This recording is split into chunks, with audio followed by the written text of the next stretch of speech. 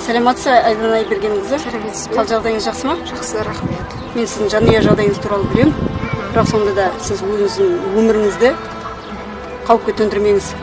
Егер қандай да бір жағдай туындаған жағдайда, сіз 102 нөміріне соға алмайтын жағдайда болсаңыз, тұрғылықты мекенжай бойынша дәріханаға хабарласыңыз. Парацетамол бар ма деп сұрақ қойсаңыз, олар міндетті түрде сіздің жағдайыңызды түсінетін болады.